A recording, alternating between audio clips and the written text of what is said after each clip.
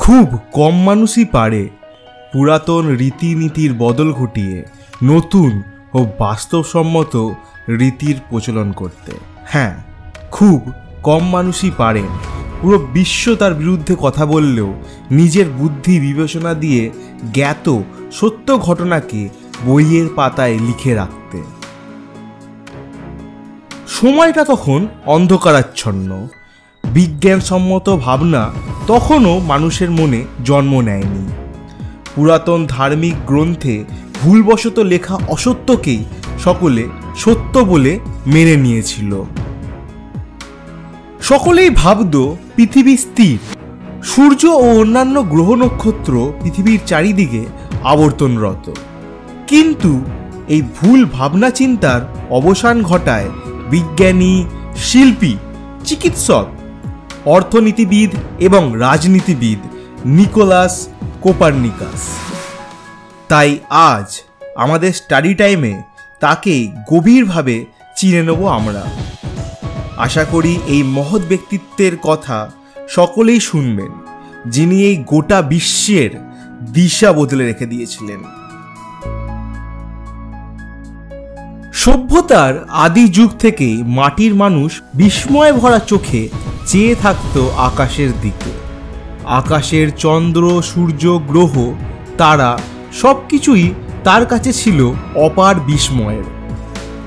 বিজ্ঞানের কোনো চেতনা তখনও মানুষের মধ্যে জন্মগ্রহণ করেনি, তাই অনন্ত আকাশের মতোই ছিল তার সীমাহীন কল্পনা। ধীরে ধীরে মানুষের মধ্যে জন্ম নিতে থাকে জ্ঞানের চেতনা। কত প্রশ্ন জেগে ওঠে তার মনে। এই বিশ্ব প্রকৃতির অপার রহস্য ভেদ করার জন্য ব্যাকুল হয়ে ওঠে জিজ্ঞাসু মন, আর এই জিজ্ঞাসা থেকেই শুরু হয় অনুসন্ধানের। আকাশের রহস্য ভেদের চর্চায় মানুষ কবে থেকে নিয়োজিত হলো তার সঠিক কোনো তারিখ জানা নেই। তবে জ্যোতিষবিজ্ঞানের চর্চা প্রথম শুরু হয়েছিল চীন দেশে, তবে তাদের উপলব্ধি বা গবেষণার বিশেষ কোনো তথ্য পাওয়া যায় না। ব্যাবিলনের জ্যোতিষবিদরা প্রথম ঋতুর আবর্তন উপলব্ধি করে 12 মাসে 1 বছর নির্ণয় করেন। তাদের হিসেব ছিল 360 দিনে 1 বছর হয়। বিশ্ব প্রকৃতির রহস্য উন্মোচনে প্রথম যে মানুষটি আলোর পথ দেখান তার নাম পিথাগোরাস। আমরা এর আগে স্টাডি টাইম চ্যানেলে পিথাগোরাসকে নিয়ে একটি আলাদা ভিডিও বানিয়েছি, আপনারা সেটি বায়োগ্রাফি প্লেলিস্টে গেলেই দেখতে পাবেন। প্রায় 2500 বছর আগে বর্তমান তুরস্কর অন্তর্গত ইজিয়ান সাগরের বুকে সামোস দ্বীপে তার জন্ম হয়। জ্ঞানের আকর্ষণে তিনি কিশোর বয়সে ঘর থেকে বেরিয়ে পড়েন। নানা দেশ ভ্রমণ করে মিশরে যান। সেখানকার পুরোহিতদের কাছে শিখেছিলেন জ্যোতিষবিদ্যা ও জ্যামিতিশাস্ত্র। ইটালির ক্রোতনায় এসে তিনি তার শিষ্যদের নিয়ে শিক্ষা কেন্দ্র গড়ে তুললেন। জ্ঞানের সাধনাতেই তিনি নিজের জীবন উৎসর্গ করেছিলেন। মূলত অঙ্কশাস্ত্রবিদ হলেও জ্যোতিষবিজ্ঞানে তিনিই প্রথম উল্লেখ করেছিলেন এই পৃথিবী ও গ্রহ আপন অক্ষের চারিদিকে আবর্তিত হচ্ছে, অর্থাৎ আমাদের পৃথিবীর আহ্নিক গতির কথা তিনি বলেছিলেন। কিন্তু তার এই অভিমতকে কেউ গ্রহণ করে নেয়নি। তারপরে এলেন প্লেটো ও অ্যারিস্টটল। মানুষের জ্ঞান চিন্তা ভাবনার জগতে এক নতুন দিগন্তের দ্বারকে উন্মোচন করলেন। এর পাশাপাশি কিছু ধারণার কথা প্রকাশ করলেন যা মানুষের জ্ঞানের জগতে অন্ধকার যুগ নিয়ে এলো। জ্যোতিষবিজ্ঞানের ক্ষেত্রে অ্যারিস্টটল কোনো পর্যবেক্ষণ পরীক্ষা ছাড়াই একাধিক সিদ্ধান্ত গ্রহণ করেছিলেন। তার ধারণা ছিল পৃথিবী স্থির। পৃথিবীকে কেন্দ্র করে চন্দ্র, সূর্য, গ্রহ, তারা একই পথে আবর্তিত হচ্ছে। চাঁদের নিজস্ব আলো আছে। তার এই মতবাদকে মানুষ অভ্রান্ত বলেই মেনে নিয়েছিল।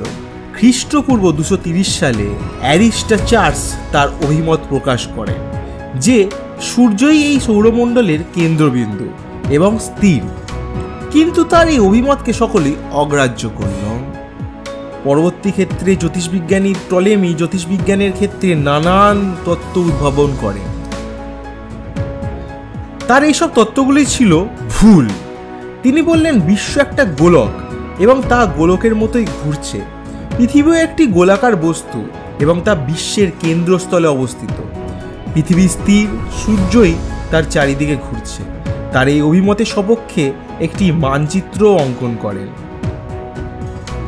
অ্যারিস্টটল ও টলেমির এইসব তত্ত্ব ও সূত্রগুলিকেই প্রায় 1400 বছর ধরে মানুষ অভ্রান্ত ও সত্য বলে মেনে নিয়েছিল।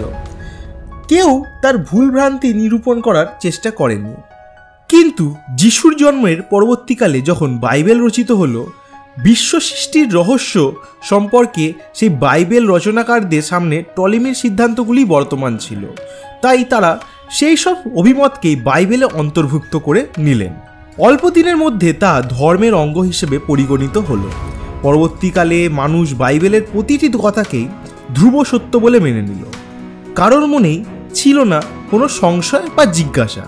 এমনকি বৈজ্ঞানিকরাও বাইবেলকে অভ্রান্ত বলে মেনে নিল।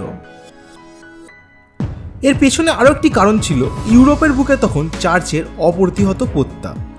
একজন সম্রাটের মতোই পোপের ক্ষমতা, অর্থ, সম্পদ, লোকজন কোনো কিছুই তাদের কম ছিল না। একটি চার্চ হয়ে উঠেছিল ক্ষমতা, ভণ্ডামি আর সন্ত্রাসের কেন্দ্রভূমি। যেসব বিজ্ঞানী পণ্ডিতরা চার্চ এবং বাইবেলকে মেনে চলত, তাদের নানানভাবে সাহায্য করা হতো। কিন্তু যদি কখনো কেউ চার্চ বা বাইবেলের বিরোধী একটি শব্দ উচ্চারণ করত, তখন তাকে কঠোর হাতে দমন করা হতো, কারাগারে পাঠানো হতো, নয়তো আগুনে পুড়িয়ে মারা হতো। ধর্মের আজ্ঞাবহ হয়ে বিজ্ঞান এক অন্ধকার যুগেই পড়েছিল। এই অন্ধকারের মধ্যেই অল্প কয়েকজন মানুষ এগিয়ে এলেন। তারা মৃত্যুর ভয়কে উপেক্ষা করে ধর্মের বন্ধনকে ভেঙে দিতে প্রচেষ্ট হন। তাদের আবিষ্কৃত সত্যের আলোয় বিজ্ঞান নতুন পথের সন্ধান পেল। এইসব মহান বিজ্ঞানীদের অগ্রপথিক যিনি, তার নাম নিকোলাস কোপার্নিকাস। 1473 সালের 14 ফেব্রুয়ারি পোল্যান্ডের থর্ন শহরে কোপার্নিকাসের জন্ম। থর্ন ব্ল্যাটিক সাগরের কাছে ভিস্টুল নদীর তীরে ছোট্ট বন্দর শহর। তার বাবা ছিলেন একজন সাধারণ ব্যবসায়ী। কোপার্নিকাসের পারিবারিক নাম ছিল নিকোলাস কোপার্নিক। কোপার্নিক শব্দের অর্থ বিনয়ী। শুধু নামে নয়, আচার ব্যবহারে, স্বভাবেও কোপার্নিকাস ছিলেন যথার্থই বিনয়ী। ছেলেবেলা থেকেই কোপার্নিকাসের আকাশ, গ্রহ, নক্ষত্র, সূর্য, চন্দ্র, তারা সম্পর্কে ছিল গভীর কৌতূহল। এইসব বিষয়ে বাবা মাকে নানান প্রশ্ন করতেন, কিন্তু অধিকাংশ প্রশ্নের উত্তরই জানা ছিল না ব্যবসাদার বাবার। কোপার্নিকাসের কাকা ছিলেন ধর্মযাজক, পণ্ডিত মানুষ। ভাইপোর জ্যোতিষবিজ্ঞানে আগ্রহ দেখে একটি বই পাঠিয়ে দিলেন। এই বইটি ছেলেবেলায় কোপার্নিকাসের সবসময় সঙ্গী ছিল। যখন তার 10 বছর বয়স, তার বাবা মারা গেলেন। বালক কোপার্নিকাসের সব দায়িত্ব নিজের কাঁধে তুলে নিলেন কাকা লুকাস ভাতসেনরোড। কাকার বাড়িতে বিশাল বড় গ্রন্থাগার ছিল। এখানেই বাবাকে হারানোর দুঃখ ভুলতে গেলেন। সারাদিন নানান বিষয়ের বই পড়তেন। তাকে সবচেয়ে বেশি আকর্ষণ করত বিজ্ঞান আর সাহিত্য। পড়াশোনার প্রতি এই আগ্রহ দেখে কাকা তাকে স্কুলে ভর্তি করে দেন। কাকাকে ধর্মপ্রচারের কাজে প্রায়ই বিভিন্ন অঞ্চলে যেতে হতো। কোপার্নিকাসও তার সঙ্গী হতেন। এই দেশ ভ্রমণ তার মনের ওপর এক সুদূর প্রসারী প্রভাব বিস্তার করেছিল।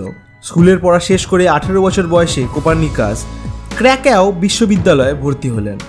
সেই যুগে ক্র্যাকাও গণিত ও জ্যোতিষবিজ্ঞানে শিক্ষার প্রধান কেন্দ্র ছিল। সেই যুগের বিখ্যাত জ্যোতিষবিদ ব্রডজেৎস্কি ছিলেন এখানকার শিক্ষক। কোপার্নিকাস কলা বিভাগের ছাত্র হলেও বেশিরভাগ সময় গণিত ও জ্যোতিষবিজ্ঞানে চর্চা করতেন। জ্যোতিষবিজ্ঞানে তার এই আগ্রহ দেখে কাকা বলতেন, আকাশের দিকে না, মাটির দিকে তাকাও। কাকার ইচ্ছা অনুসারে তিনি ডাক্তারিতেও ভর্তি হলেন। ডাক্তারি পাশ করলেন, কিন্তু মানুষের দেহের জটিলতার চেয়ে বিশ্ব ব্রহ্মাণ্ডের জটিলতাই তাকে বেশি আকৃষ্ট করত। তাই স্থির করলেন ইউরোপের শিক্ষা ও সংস্কৃতির কেন্দ্রভূমি ইটালিতে গিয়ে উচ্চশিক্ষা লাভ করবেন। কাকা তাকে পড়বার অনুমতি দিলেন। ইটালিতে যাওয়ার আগে কিছুদিন তিনি ছবি আঁকায় মনোযোগী হয়ে ওঠেন। অল্প দিনের মধ্যেই তিনি চিত্রকলায় দক্ষ হয়ে উঠলেন। 23 বছর বয়সে তিনি ইটালির বেলেগোনা বিশ্ববিদ্যালয়ে ভর্তি হলেন। এখানে তিনি 4 বছর অধ্যয়ন করেন। এই সময় প্রধানত গণিত ও জ্যোতিষবিজ্ঞান নিয়ে পড়াশোনা করতেন। গ্রিক ও ল্যাটিন ভাষা শিখলেন যাতে গ্রিক ভাষায় লেখা জ্যোতিষবিজ্ঞানের বিভিন্ন বই পড়তে পারেন। তাছাড়া প্রাচীন আরব পণ্ডিতদের লেখা বহু বই গ্রিক ভাষায় অনুদিত হয়েছিল। তিনি এই সমস্ত বইগুলি গভীর মনোযোগ সহকারে পড়াশোনা করতেন। বেলেগোনা বিশ্ববিদ্যালয়ে জ্যোতিষবিজ্ঞানের অধ্যাপক ছিলেন ডোমেনিকো মারিয়া দে নোভারার। তিনি কোপার্নিকাসকে খুবই স্নেহ করতেন, তাকে জ্যোতিষবিজ্ঞান চর্চায় নানাভাবে সাহায্য করতেন। দুজনে একই সাথে গ্রহ নক্ষত্র পর্যবেক্ষণ করতেন। এইসব পর্যবেক্ষণের বহু তথ্য তিনি পরে তার রচনায় অন্তর্ভুক্ত করেন। যথাসময়ে তিনি বেলেগোনা বিশ্ববিদ্যালয় থেকে উচ্চতর শিক্ষা শেষ করে রোম বিশ্ববিদ্যালয়ে জ্যোতিষবিজ্ঞানের অধ্যাপক হিসেবে যোগ দিলেন। সেই সময় টলেমির সিদ্ধান্তগুলি ছিল জ্যোতিষবিজ্ঞানের প্রধান পাঠ্য, কিন্তু কোপার্নিকাসের মনে টলেমির সিদ্ধান্তগুলি সম্পর্কে সন্দেহ জেগে ওঠে। পৃথিবী এই মহাবিশ্বের কেন্দ্রস্থলে অবস্থিত, তাকে কেন্দ্র করে সূর্য, তারা, চাঁদ ঘুরছে, এই মতকে তিনি অন্তর থেকে গ্রহণ করতে পারেননি। ক্লাসে যখন কোপার্নিকাস ছাত্রদের টলেমির সিদ্ধান্ত পড়াতেন, তখন তার বারবার মনে হতো তিনি কি ছাত্রদের ভুল শিক্ষা দিচ্ছেন। প্রকৃত সত্যকে জানবার জন্য তার সমস্ত মন ব্যাকুল হয়ে উঠত। তিনি জ্যোতিষবিজ্ঞানী ইতিহাস ও টলেমির সিদ্ধান্তের বিরুদ্ধে যারা অভিমত পোষণ করতেন, তাদের যুক্তি সিদ্ধান্তগুলি গভীর মনোযোগ সহকারে অধ্যয়ন করতে আরম্ভ করলেন। শুধু অ্যারিস্টকাস নয়, পরবর্তী যুগে ফ্রান্সের রাজা পঞ্চম চার্লস ব্যক্তিগত উপদেষ্টা ওরসিনি অ্যারিস্টটলের অভিমতের বিরুদ্ধে গতিশীল পৃথিবীর ধারণার কথা বলেন। কুপার নিকোলাস নামে এক পণ্ডিত বলেন, গ্রহ নক্ষত্রের মতো পৃথিবীও আবর্তিত হচ্ছে। লিওনার্দো দা ভিঞ্চি বিশ্বাস করতেন পৃথিবী স্থির নয়, গতিশীল। তিনি বললেন, শুধুমাত্র বিশ্বাস নয়, পরীক্ষার দ্বারাই একমাত্র প্রকৃত সত্যে উপনীত হওয়া যায়। তাছাড়া কোপার্নিকাসের শিক্ষক ডোমেনিকো অ্যারিস্টটলের মতে বিশ্বাস করতেন না। এই পরস্পর বিরোধী অভিমতের মুখোমুখি দাঁড়িয়ে কোপার্নিকাসের মনে হলো প্রকৃত সত্যকে উদ্ঘাটন করতেই হবে। যে বিষয়ে তিনি নিজেই সন্দেহে আছেন, তা ছাত্রদের শিক্ষা দেবেন কিভাবে? একদিন ক্লাসে ছাত্রদের পড়াচ্ছেন, এমন সময় একটি ছাত্র তাকে প্রশ্ন করল, আপনি যা বলছেন তা কি বিশ্বাস করেন? দ্বিধাগ্রস্ত হয়ে পড়লেন কোপার্নিকাস। মানসিক যন্ত্রণার মধ্যে শিক্ষকতার চাকরি ছেড়ে দিলেন। ফিরে এলেন কাকা লুকাসের কাছে ফ্রাউয়েনবার্গে। এখানে তিনি গ্রাম্য যাজকের কাজ নিলেন। এই সময় থেকে শুরু হলো তার জিজ্ঞাসার উত্তর খোঁজার পালা। কার অভিমত সঠিক, টলেমি নাকি পিথাগোরাস? ফ্রাউয়েনবার্গ ছিল একটি পাহাড়ি গ্রাম। অল্প দিনের মধ্যেই সেখানকার মানুষদের সাথে একাত্ম হয়ে গেলেন কোপার্নিকাস। তিনি সাধারণ মানুষের দুঃখ কষ্ট দেখে বিচলিত হয়ে পড়তেন। গির্জার কাজের চেয়ে মানুষের সেবাই তার কাছে ছিল বেশি আনন্দ। অসুস্থ মানুষেরা তার কাছে চিকিৎসার জন্য আসত। অল্প দিনের মধ্যেই চিকিৎসক হিসেবে তার খ্যাতি চারিদিকে ছড়িয়ে পড়ল। কোপার্নিকাস ছিলেন বিচিত্র প্রতিভার অধিকারী। নানান বিষয়ে ছিল তার সহজাত দক্ষতা। গ্রামের মানুষদের জল আনবার জন্য দীর্ঘ 2 মাইল দূরে নদীতে যেতে হতো। তিনি পাহাড়ের মাথায় বাঁধ বেঁধে দিয়ে গ্রামে জল নিয়ে এলেন। গ্রামের মানুষের কাছে তিনি ছিলেন জ্ঞান ও দয়ার প্রতীক। শুধুমাত্র চিকিৎসা আর সমাজসেবা নয়, রাজনীতি ও অর্থনীতি সম্পর্কেও তার ছিল সুগভীর জ্ঞান। তিনি নানান ব্যাপারে সরকারকে পরামর্শ দিতেন। অর্থনীতির উপর তিনি একটি বই লিখেছিলেন। এই বইতে সে যুগের অর্থনৈতিক ব্যবস্থার নানান ভুল ত্রুটির উল্লেখ করেছিলেন। তার বহু অভিমত সরকার গ্রহণ করে। তিনি দেখেছিলেন একই দেশের বিভিন্ন অঞ্চলের শাসকরা বিভিন্ন ধরনের মুদ্রা তৈরি করে। তিনি বললেন, এর ফলে ব্যবসা বাণিজ্যের ক্ষতি হয়। এক অঞ্চলের মুদ্রা অন্য অঞ্চলের মানুষ গ্রহণ করতে চায় না। তাছাড়া বিদেশি বণিকদের সাথে ব্যবসা বাণিজ্য করার সময় নানান অসুবিধা দেখা দেয়। লাভের আশায় শাসকরা ইচ্ছামতো মুদ্রামান কমায় বা বাড়ায়। কোপার্নিকাস সারা দেশে একই ধরনের মুদ্রা চালু করার কথা বললেন। তাছাড়া মুদ্রামান কমানোর বিপক্ষেও তিনি অভিমত প্রকাশ করলেন। কোপার্নিকাসের আরও একটি উল্লেখযোগ্য কৃতিত্ব হল আধুনিক ক্যালেন্ডারের প্রবর্তন করা। ক্যালেন্ডার চালু হওয়ার পর থেকে তাতে বিশেষ কোনো সংশোধন হয়নি। তিনি পোপের অনুরোধে ক্যালেন্ডার সংশোধনের কাজ হাতে নিলেন এবং সঠিকভাবে দিন, মাস, বছরের হিসাব নির্ণয় করলেন। প্রকৃতপক্ষে তিনিই প্রথম বছরের সঠিক কাল পরিমাণ আবিষ্কার করেন। সমস্ত কাজের অন্তরালে চলছিল তার জ্যোতিষবিজ্ঞানের সাধনা। তার মনে হতো, যদি সূর্য পৃথিবীর চারিদিকে একই বৃত্তাকার পথে আবর্তিত হয়, তাহলে ঋতু পরিবর্তন হয় কী করে? তখনও দূরবীন আবিষ্কার হয়নি। রাতের পর রাত তিনি আকাশের দিকে চেয়ে পর্যবেক্ষণ করতে চেষ্টা করতেন তার অনন্ত রহস্য, এবং প্রতিটি পর্যবেক্ষণ অনুসন্ধানের ফলাফল তিনি খাতার পাতায় লিখে রাখতেন। এতদিন পর্যন্ত টলেমির লেখা অ্যালমাগেস্ট গ্রন্থখানিই ছিল জ্যোতিষবিজ্ঞানীদের কাছে সবচেয়ে মূল্যবান গ্রন্থ। প্রায় 1400 বছর ধরে মানুষ প্রতিটি যুক্তিকে নির্ভুল বলে মনে করত, কিন্তু কোপার্নিকাস এই বইটি গভীরভাবে বিশ্লেষণ করে উপলব্ধি করেন টলেমির বিপরীত ধারণা, অর্থাৎ গ্রহগুলি সূর্যের চারদিকে পরিভ্রমণ করছে। এই সিদ্ধান্ত মেনে নিলে খালি চোখে প্রতিদিন আমরা বিশ্ব প্রকৃতির যে পরিবর্তন দেখছি তা ব্যাখ্যা করা আরও অনেক সহজ হয় এবং টলেমির জ্যামিতিক জটিলতা পরিহার বা বর্জন করা সম্ভব হয়।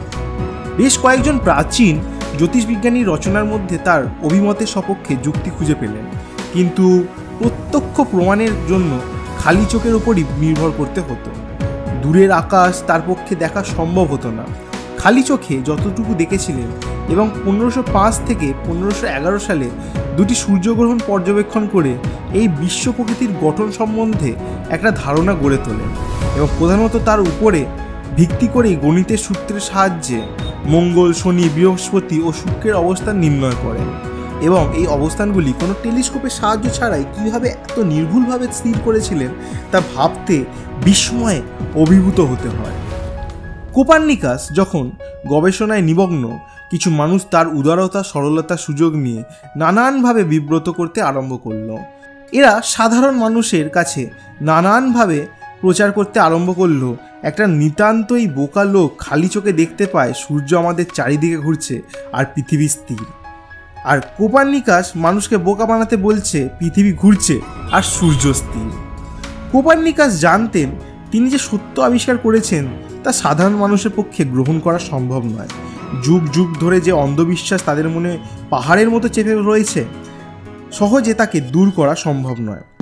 এতে শুধু তাদেরই কুসংস্কার নয়, অন্ধবিশ্বাসের ওপরও আঘাত হানবে এবং এর প্রতিক্রিয়া হবে ভয়ঙ্কর। সেই কারণে মুষ্টিমেয় কিছু অনুরাগীর কাছে নিজের অভিমত প্রকাশ করেছিলেন।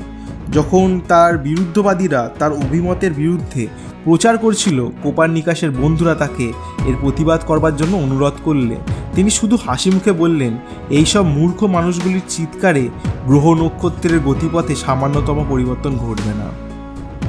শুধু সাধারণ মানুষ নয়, শিক্ষিত মানুষেরাও তার বিরুদ্ধে বিদ্রূপ উপহাস করতেন। প্রোটেস্ট্যান্ট ধর্মগুরু মার্টিন লুথার বলেন, কোপার্নিকাস একজন নির্বোধ, গোটা জ্যোতিষবিজ্ঞান ওলটপালট করে দিতে চাইছে। আর একজন বাইবেল থেকে উদ্ধৃতি দিয়ে বললেন, পৃথিবী স্থির, কেউ একে নড়াতে পারবে না। দীর্ঘ 30 বছর ধরে তিনি তার গবেষণা চালিয়ে যান। গবেষণালব্ধ অভিজ্ঞতাকে কখনোই তিনি প্রকাশ করেননি। সাধারণ মানুষের বিদ্রূপ উপহাসের চেয়ে পোপের ইনইকুইজিশনের ভয় ছিল অনেক বেশি। বাইবেলের বিরুদ্ধে কিছু প্রচার করার অর্থই নিশ্চিত মৃত্যুবরণ করে নেওয়া। জীবনের শেষ পর্যায়ে এসে কোপার্নিকাস তার জীবনব্যাপী পর্যবেক্ষণ আর আবিষ্কারকে প্রকাশ করলেন তার যুগান্তকারী গ্রন্থে দি রিভলিউশনিবাস আর্থরিয়াম কোয়েলেস্ট্রিয়াম, অর্থাৎ মহাজাগতিক বস্তুগুলির ঘূর্ণন। বইটি রচনা করলেও তিনি তখনও প্রকাশ করলেন না। এই বইটির প্রথম সিদ্ধান্ত ছিল পৃথিবী আপন অক্ষের চারিদিকে আবর্তনশীল, কিন্তু মানুষ তা জানে না। তাদের অনুমান জ্যোতিষ্করাই পৃথিবীকে ঘিরে আবর্তিত হচ্ছে। পৃথিবীর আহ্নিক আবর্তনই সত্য। আকাশের বুকে গ্রহ নক্ষত্রের যে আপাত আবর্তন লক্ষ্য করা যায় তা পৃথিবীর প্রকৃত আবর্তনের প্রতিফলন মাত্র। এই অভিমতের সপক্ষে তারা বলতেন, জাহাজ ছাড়লে মনে হয় দেশ বন্দর সব পিছনে সরে যাচ্ছে। কোপার্নিকাসের দ্বিতীয় সিদ্ধান্ত ছিল সূর্যই কেন্দ্রে অবস্থান করছে। পৃথিবী সহ প্রত্যেকটি গ্রহ ব্যাসার্ধের নির্দিষ্ট দূরত্ব থেকে আপন আপন বৃত্তপথে সূর্যের চারিদিকে ঘুরে বেড়াচ্ছে। শুধুমাত্র চাঁদই একমাত্র পৃথিবীর চারিদিকে বৃত্তপথে ঘুরছে। তারকারা বহু দূরে বৃত্তপথে সূর্যের চারিদিকে ঘুরছে। তার এই অভিমত ছিল সহজ, সরল এবং সুসমন্বিত। পিথাগোরাসের বিশ্বতত্ত্ব সম্পর্কে যে অভিমত পোষণ করতেন তার সঙ্গে বহু ক্ষেত্রে সামঞ্জস্যপূর্ণ। টেলিস্কোপের অভাবে তার পক্ষে বহু দূরের আকাশ, গ্রহ নক্ষত্রের গতিবিধি পর্যবেক্ষণ করা কিন্তু তখন সম্ভবপর হয়নি। অন্যদের তথ্যের উপরই প্রধানত তাকে নির্ভর করতে হতো। সে যুগে বৃত্তগতি বিশ্বের স্বাভাবিক গতি হিসেবে প্রতিষ্ঠিত ছিল। কোপার্নিকাসও তাই বিশ্বাস করতেন। এই বইটি ছিল কথোপকথনের ভঙ্গিতে লেখা। টলেমি, পৃথিবীর আহ্নিক গতি থাকলে এমন তীব্র বায়ুপ্রবাহের সৃষ্টি হতো, কোনো পাখি তার বাড়ি ছেড়ে বার হলে আর ফিরে আসতে পারত না। কোপার্নিকাস, বায়ুমণ্ডল পৃথিবীর সাথে ঘুরছে, তাই পাখিরা কুলায় ফিরে আসতে পারে। টলেমি, আহ্নিক গতি থাকলে পৃথিবী ভেঙে টুকরো টুকরো হয়ে যেত। কোপার্নিকাস সেখানে বলছে আহ্নিক গতি না থাকলে বহু দূরের আকাশের তারারা পৃথিবীর চারদিকে ঘুরছে একথা স্বীকার করা ছাড়া আর অন্য কোনো মত থাকে না। তাহলে তারাদের গতি হবে আরও তীব্র, সেক্ষেত্রে তারারা কেন চূর্ণ বিচূর্ণ হয়ে যাচ্ছে না? যুক্তিনিষ্ঠ প্রমাণ থাকা সত্ত্বেও কোপার্নিকাস তার রচনা প্রকাশ করলেন না। তিনি শুধুমাত্র একটি সংক্ষিপ্ত সার প্রকাশ করলেন। তখনকার মানুষ এটিকে মজাদার কাহিনী বলে মনে করেছিল। এর মধ্যেকার বৈজ্ঞানিক সত্যকে কেউই উপলব্ধি করতে পারেনি। মার্টিন লুথারের অনুগামীরা এর মধ্যেকার কিছুটা সত্যকে অনুধাবন করতে সমর্থ হয়েছিল। লুথার ছিলেন যেমন পোপের বিরোধী, তেমনি আধুনিক চিন্তাভাবনারও বিরোধী। বাইবেলের প্রতি তার ছিল অন্ধবিশ্বাস। তিনি কোপার্নিকাসের বিরুদ্ধে লিখেছিলেন, পূর্ণ গ্রন্থে এই কথাটাই লিখেছেন যিশু, যে পৃথিবীকে স্থির থাকতে বললেন, সূর্যকে নয়। জীবনের শেষ পর্বে এসে কোপার্নিকাসের সাথে পরিচয় হয় রেটিকাস নামে এক তরুণ জার্মান পণ্ডিতের। রেটিকাস কোপার্নিকাসের সেই অভিমতকে স্বীকার করতেন। তিনি কোপার্নিকাসের সেই লেখা বইটি পড়ে মুগ্ধ হলেন। তার আন্তরিক অনুরোধে শেষ পর্যন্ত কোপার্নিকাস এই বই প্রকাশ করতে সম্মত হলেন। তখন তিনি বিদ্ধ হয়ে পড়েছেন, তাই বই প্রকাশের দায়িত্ব দিলেন রেটিকাসের উপর। যাতে যাজক সম্প্রদায়ের অনুমোদন পাওয়া যায়, তাই কোপার্নিকাস এই বইটি উৎসর্গ করলেন তৃতীয় পোপ পলকে। নুরেমবার্গের একজন মুদ্রাক্ষর আন্দ্রে ওসিস্থান্ডারের ছাপাখানায় এই বই ছাপার ব্যবস্থা হলো। আন্দ্রেই ছিলেন লুথারপন্থী। তাছাড়া এই বই প্রকাশিত হলে কোপার্নিকাসের সাথে তাকেও যে বিপদগ্রস্ত হতে হবে, এই ভয়ে ভীত হয়ে পড়লেন। তাই বইয়ের প্রথমে লিখেছিলেন, এই বইয়ের বিষয়বস্তু পুরোপুরি সত্য নয়, অনুমানের উপর ভিত্তি করে লেখা হয়েছে। তা সত্য না হওয়াই স্বাভাবিক।